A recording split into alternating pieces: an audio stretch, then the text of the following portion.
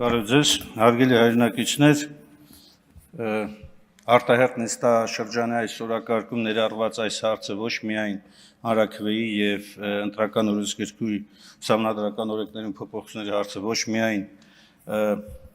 հաստատումն է այն բանի, որ մենք շարունակում ենք ունենալ մի իշխանություն, որը անտեսում է բոլոր սահմանադրական կարգավորումները, հանրությանը հաշվետու լինելու պարտավորությունը, ավելին ներկայացված նախագծով, որն առերևույթ հակասահմանադրական հստակ ուղղվածություն ունի, փորձ է արվում սահմանափակել Հայաստանի Հանրապետության քաղաքացիների սահմանադրությամբ երաշխավորված և որևէ սահմանափակման ոչ ընդհակա այս իրավունքը։ Ավելին, այնինչ կառավարության ներկայացուցիչն է այստեղ արձագանքում այս հարցի վերաբերյալ իմ հարցադրմանը, հաստատումն է այն բանի, որ ակնհայտորեն